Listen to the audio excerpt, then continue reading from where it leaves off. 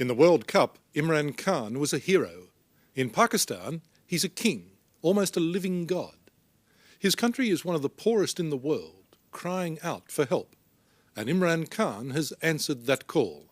He's using his fame to raise a fortune to help cancer victims in Lahore, the town where he was born.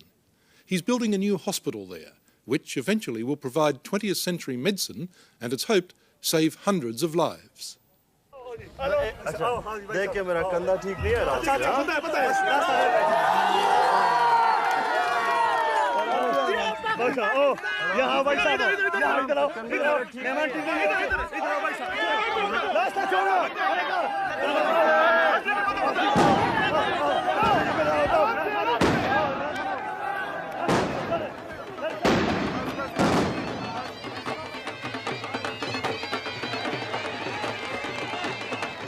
Back home with Amran Khan.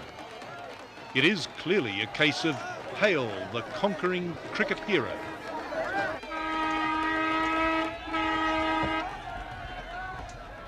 Amazing, the World Cup fever, I can't believe it. It is absolutely amazing, it is. Pakistan is a country of 115 million people, and if they had their way, every one of them would touch him, thank him. So they've come through the back window now. Everywhere he goes, he's mobbed. And sometimes it can be downright dangerous. So dangerous that they need armed police to control the crowds. Chalo. Chalo. Imran, do you get worried sometimes that this could get out of hand? Not here so much. Chalo. They're fairly okay. In Punjab, it's much worse because they get out of control.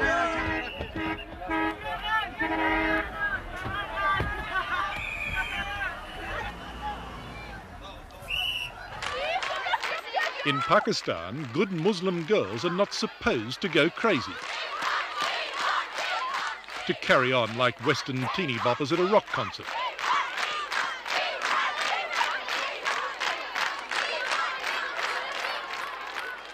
But Amran Khan's magnetism can upset even the most sedate school for young ladies.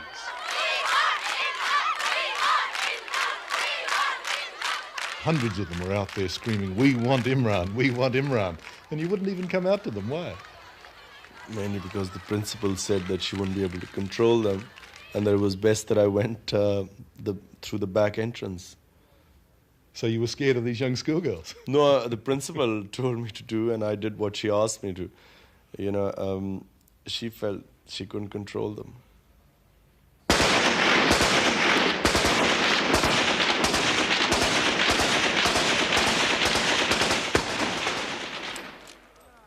These are Amran Khan's people, the Pathan people, from the northwest frontier.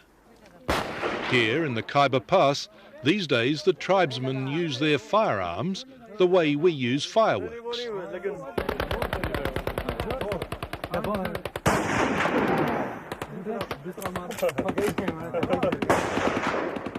But back in the days of the Raj, the fiercely independent Pathans gave the British a hiding on the battlefield. Their native son has followed tradition on the cricket field. You won't zoom and we won't be able to move. What was this that you were showing me here? Excuse me. This is hashish. Excuse me, ma'am. Hashish? Yes. Amran Khan has the freedom of this city, even here in a Peshawar bazaar where they trade in contraband. Smoke it. Is good quality? It's supposed to be pure. Well, I haven't tried it. Wander with him for a while and you strike something even more incongruous. At this shooter's supermarket, they've been buying raffle tickets to support Imran's favourite charity. You see, these were the tickets sold for our school's campaign where we collected something like $1 million by selling those tickets. Oh, and so he bought a ticket. Yeah, he must have bought a 20-rupee ticket. So they asked him, did he buy it because it had you on it? He bought it. No, because he knew it was for the hospital. These tickets were sold to collect money for the hospital. This is a country that can do with every new hospital it can get.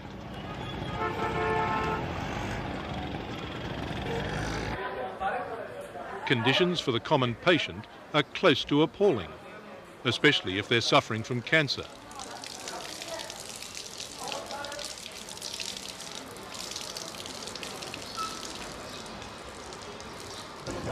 In most of the hospitals, the poor people suffer. You know, really, they don't have the money, they can't get rooms inside, they can't get medicine. What's your goal? Well, initially really to provide cancer care of top quality, and most importantly for the poor people here, free treatment. Imran wants more for his country than simply cricket supremacy. He's capitalising on his popularity, trying to raise $22 million for his own hospital, a project already underway and a project with which he's obsessed. Well, Richard, this is my vision. It's not just a hole in the ground, is it? Something I have worked for now 7 years, and finally seeing this, I cannot even express the amount of fulfillment, sense of achievement I felt whenever I walk in through that door. It means more to me than anything I've ever done or achieved in life. It should open next year and will be called the Shaukat Khanum Hospital, named after Imran's mother, who died from cancer. It was the most painful experience I've ever gone through, watching her die and especially suffering. And when we knew she was going to die, the last 3 months in pain, probably changed my whole course of life. You're 39 years of age, almost 40, and you're still full of idealism, aren't you? Yes, but, it was through this idealism that we've got so far. Everyone discouraged me for the first 3 years. Everyone said it's impossible, you won't get far, where will you get the money? But we have got this far, and I really believe that I'm going to do it. I've had doubts in other things in life, but for some reason I've never doubted that we're going to make this hospital. For this man, the memory of his mother is probably what matters most. Next might come his love for Pakistan, and then his devotion to his religion. We pray 5 times a day. Right, this is the mosque here, this little one. Yes. Do you mind if I come in? No, not at all.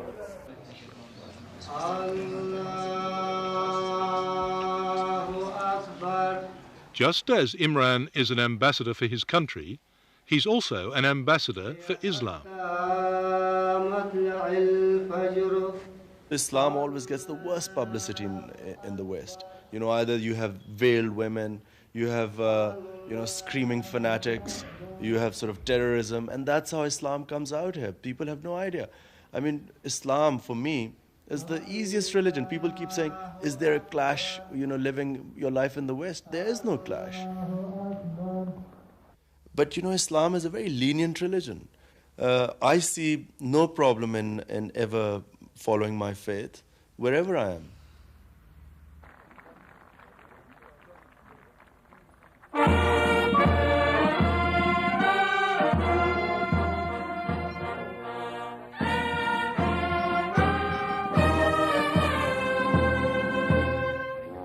Imran is conscious of the contradictions that abound here.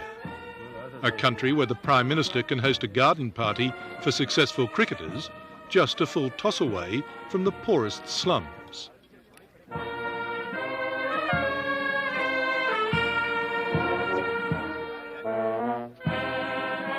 But the cream of society wants to share the victory, and every politician wants Imran on his side.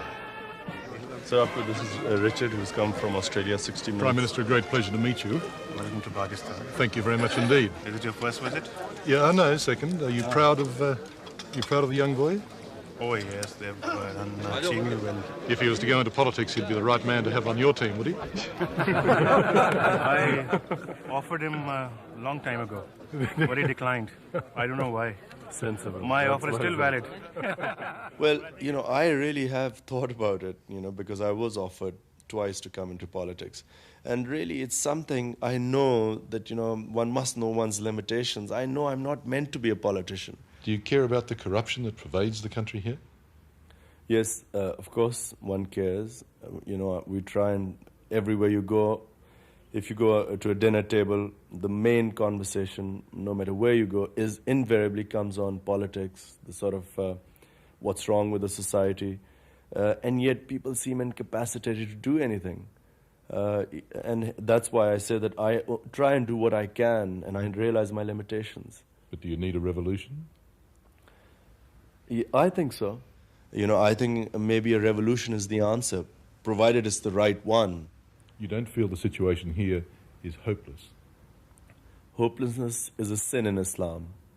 It's very specifically in Quran it states that for a Muslim to ever think of hopelessness as a sin, which I kept telling my team, by the way, during the World Cup and things were at the worst, lowest ebb. Zamanpa ki kaun si team hai?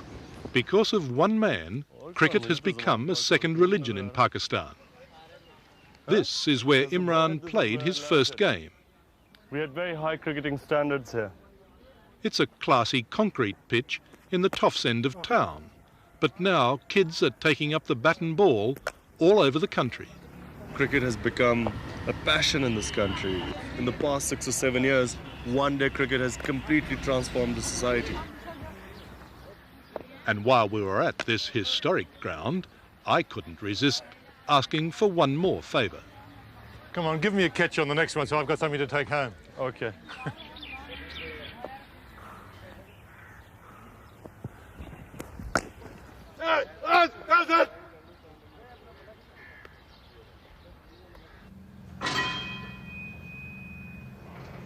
Imran is now nearly 40.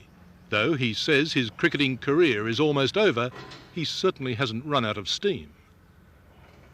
He's a fierce, courageous and generous sportsman. But these days he's devoting most of his energy to other, more lasting things.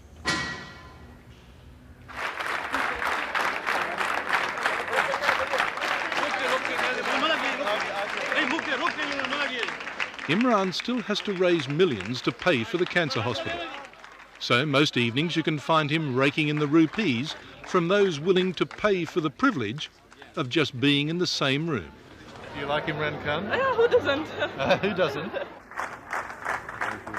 There are women all over the world that like him. Yeah, but I think they can see the person through the features, I think. Yeah, he's good looking, but I think basically he plays well and he's a nice guy.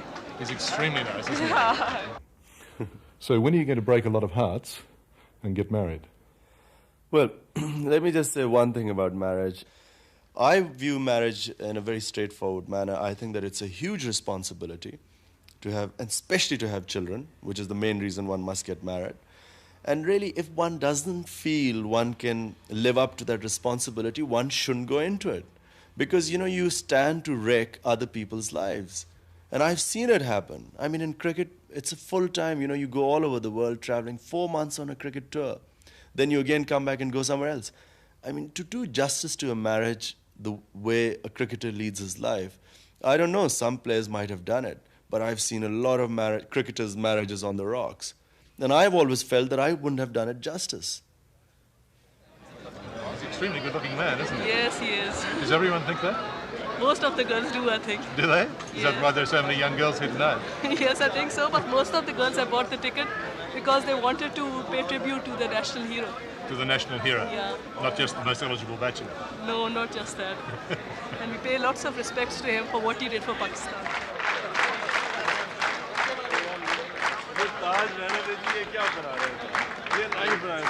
At one stage there, a chap came up and put one of those, well, what to a Westerner, funny hats on your head, and you knocked it away almost disdainfully, I thought. Why was that? Well, he'd crowned me. It was a crown meant for kings. And, obviously it embarrassed me. I mean, I couldn't wear a crown. I don't, it's embarrassing.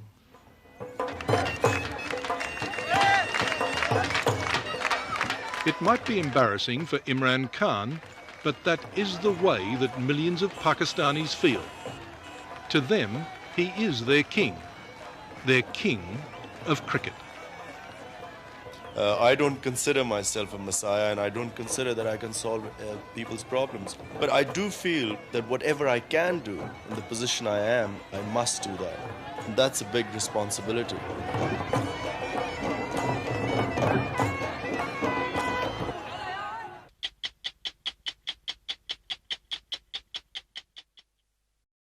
Hello, I'm Tara Brown.